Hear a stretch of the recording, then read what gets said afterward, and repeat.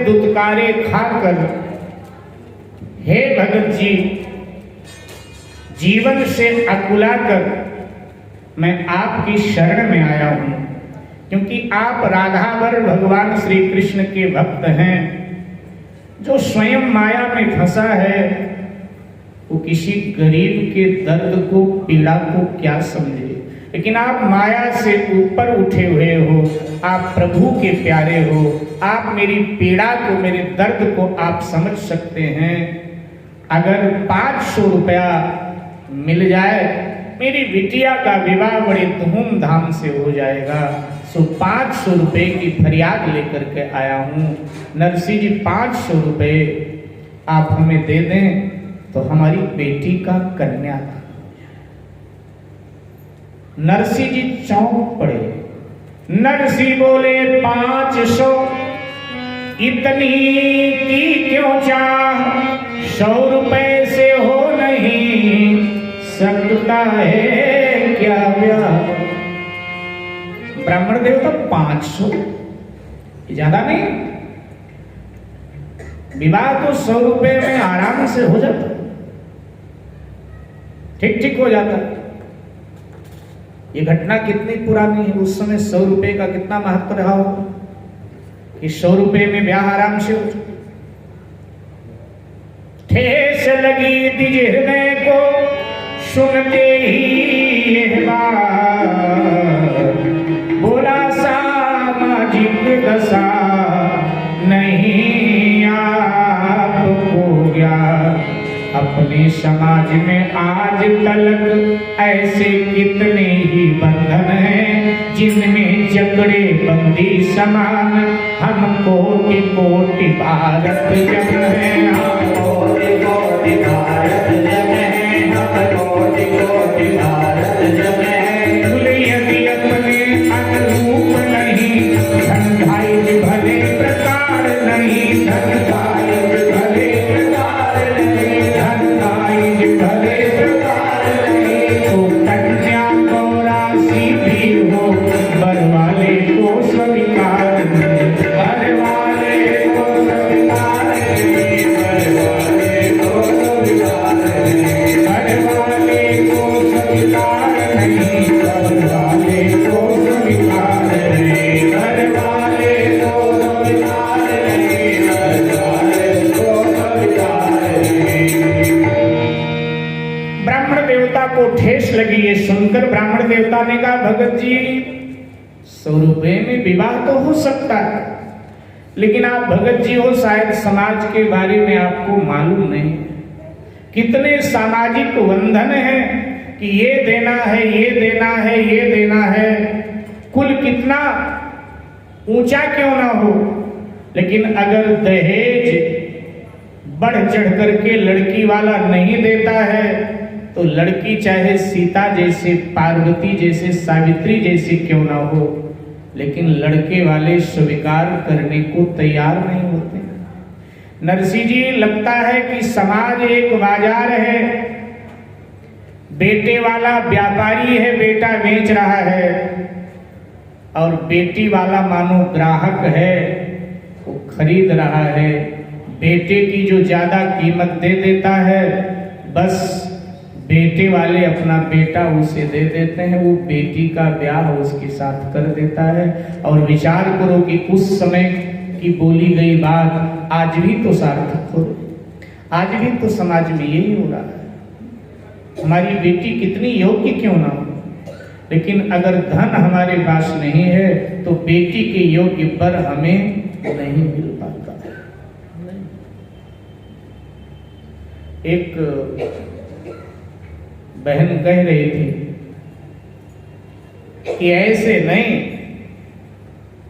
रिश्ते आ रहे थे तो लोग देख देख के जा रहे थे। किसी ने पूछा कि बहन जी क्या बात है, इतने रिश्ते आते हैं? उसने कहा ऐसे थोड़ा लड़का दूंगी, जो सबसे ज्यादा देगा उसको लड़का दूंगी। तो पति थोड़ा सामाजिक था, थोड़ा धार्मिक था, वो बिगड़ गया। उसने कहा बेचेगी क्या, इतने बढ़िया बढ़िया रिश्ते आते हैं, सर हिला देती है, बेचेगी? उसने कहा और क्या, ब्याह के बाद कौन सा बेटा मेरा रह जाएगा, वो तो अपनी पत्नी का हो जाएगा। तो इसलिए हम तो ठोंक बजा के ज्यादा से ज्यादा लेकर के इसके बाद में दूंगी। तो ऐसा मनोभाव हमारा बन गया है मेरे भाई। तो कहा कि महाराज ये कुरीतियां जो हैं, तो कुरीतियों के वजह से 100 रुपए में तो विवाह नहीं हो सकता। नरसिंह जी ब्राह्मण की बात सुन करके भावुक हो उठे, भगवान की तरफ देखा, अपने सामल शाह की तरफ देखा, आंखों में नरसिंह जी के भी आंसू भर आए। और नरसिंह जी ने कहा, ब्राह्मण देवता आप तो 500 की बात कर रहे हैं, लेकिन मैं कौन सा धनवान हूं, मैं भी तो आप ही की तरह हूं। बोले रुपया क्या यहाँ रहता नहीं छला, अपने तो आधार हैं ये केवल राधे श्याम। लेकिन आप आए हो ठाकुर जी के द्वार पर, तो आपकी बिटिया का ब्याह तो होगा। यहाँ जूनागढ़ के मुख्य बाजार में एक साहूकार रहता है, लाला सीताराम। मुझे बड़ा आदर देते हैं, इधर से गुजर रहे हो तो मेरे पांव छू के ही जाते हैं। और जब भी कभी मैं उधर जाऊं दुकान की तरफ, तो कहते हैं कि नरसिंह जी जरा मेरे दुकान में थोड़ा पांव डाल दो, चरण डाल दो। और ये भी कहते हैं कि कोई सेवा हो तो हमें बताओ। अब देखो, हमारी तो सारी सेवा जो जीवन की थी ठाकुर सामल शाह जी कर रहे हैं। सामल शाह कौन है? नरसिंह जी ने भगवान का नाम रखा है सामल। उनके ठाकुर जी का नाम है सामल। सामान्य भगवान श्री राधा कृष्ण।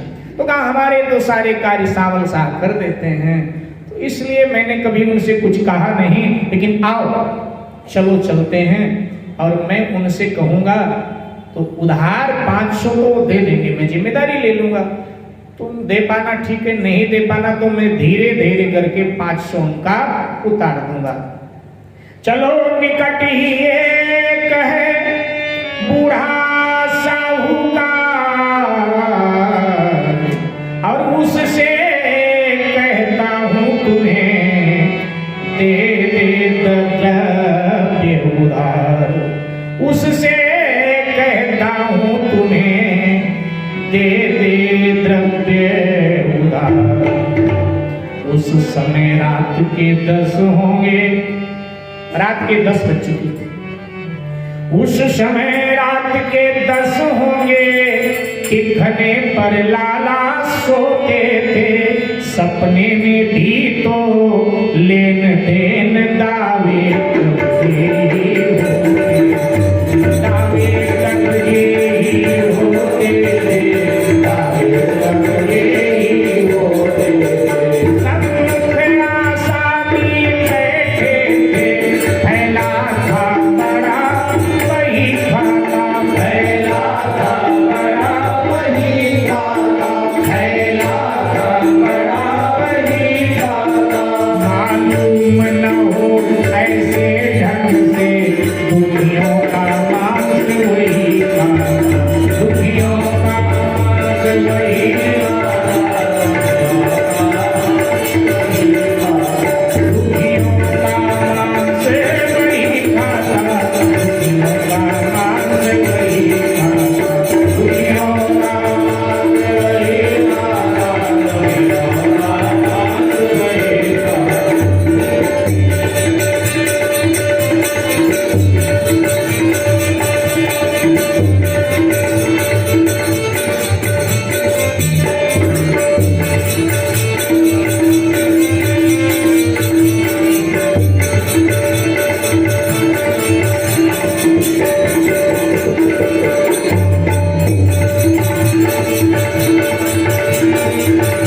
रात के 10 बज रहे थे। ब्राह्मण देवता को लेकर के नरसिंह जी लाला सीताराम की दुकान पर पहुंचे।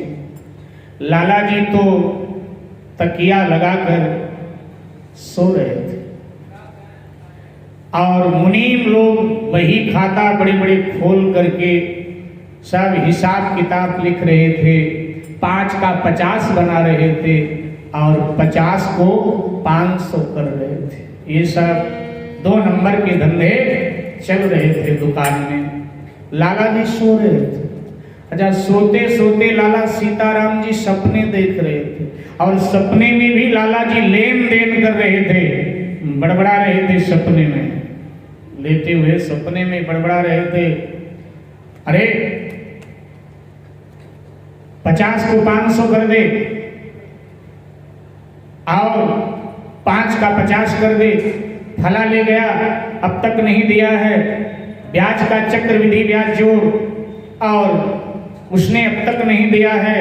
जा रहा हूं थाने में रिपोर्ट दर्ज करता हूं। स्वप्न में भी दावे कब्जे कर रहे थे। अच्छा, जिसका जैसा काम होता है ना, उसको सपना भी वैसा आता है। व्यापारी को व्यापार के ही सपने आते हैं, सपने आते हैं व्यापार के। जो जैसा होता है, जैसा जिसका काम धंधा हो ना, वैसे ही सपने आया करते हैं।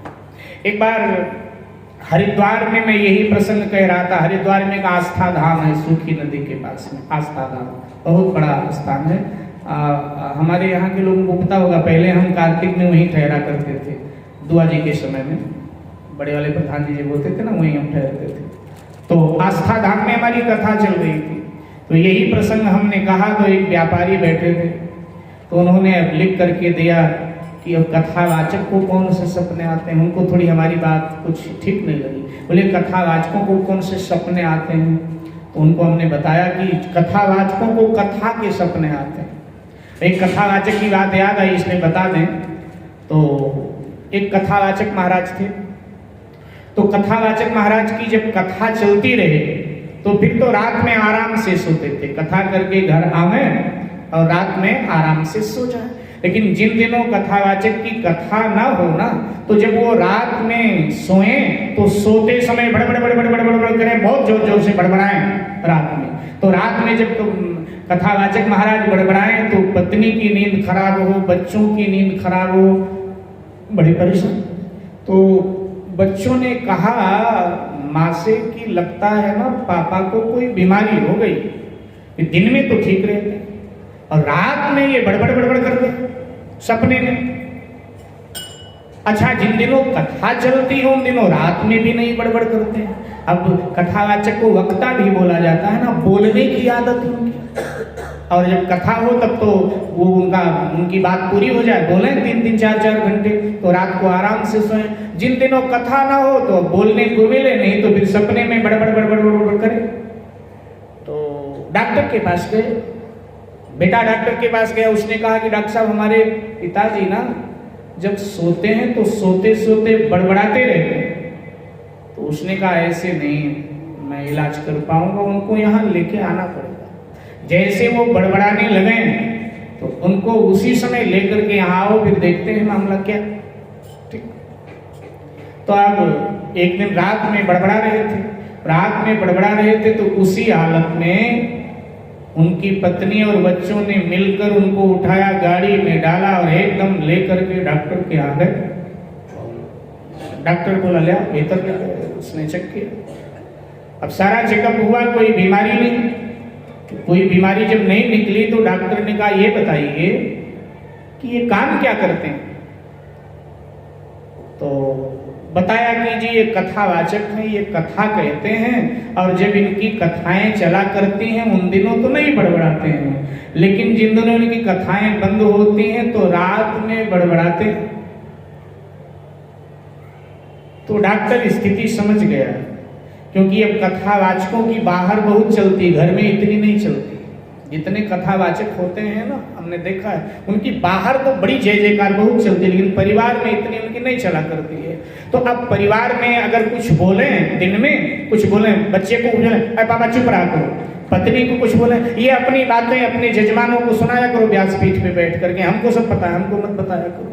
तो अब बेचारे बोले तो परिवार में जिसके सामने बोले वही चुप कराए थे, तो बेचारे अब दिन भर तो चुप रहे, अब रात में सोए तो बड़बड़ बड़बड़ करें, बड़बड़ बड़बड़ करें। तो डॉक्टर समझ गया, डॉक्टर ने कहा ठीक है हम दवा दे देते हैं और ये दवा इनको मिलनी चाहिए, ये बिल्कुल ठीक हो जाएंगे, आराम से सोएंगे, रात में नहीं बड़बड़ाएंगे। तो उसने कागज पर लिखा कृपया दिन में इनको बोलने दिया जाए, इनकी बात दिन में सुनी जाए। और वो पर्चा मोड़ करके बेटे को पकड़ा दिया। लो बेटा, अब रात था, केमिस्ट की दुकानें बंद हो गई थी, तो पर्चा उसने जेब में डाल लिया। माँ ने कहा बेटा दवा तो ले लो पापा के लिए। उसने कहा कहाँ इस टाइम मिलेगी, अब सुबह देखेंगे। अब सुबह हुई, माँ ने फिर कहा अरे दवा तो ले आए इनके लिए। अब वो केमिस्ट के दुकान पे गया, उसने पर्चा निकाल करके जेब से केमिस्ट के बढ़ाया, उसने कहा दवा दे दीजिए। उसने देखा उसमें लिखा था कि कृपया इनको दिन में बोलने दिया जाए और इनकी बात आराम से सुनी जाए। तो उसने कहा ये कौन सी दवाई है भाई। तो फिर वो पर्चा लेकर के आ गया वापस माँ के पास और उसने कहा माँ पापा को बोलने दिया करो, कुछ कहते हैं तो सुनने में क्या जाता है, सुन लिया करो। तो जिनका जैसा काम होता है ना उनको वैसे ही सपने आते हैं। तो लाला जी सपने देख रहे थे, इतने में नरसिंह जी पहुंच गए और एकदम से लाला जी को जगाया हाथ पकड़ के, लाला जी राधे श्याम राधे श्याम। अब जैसे राधे श्याम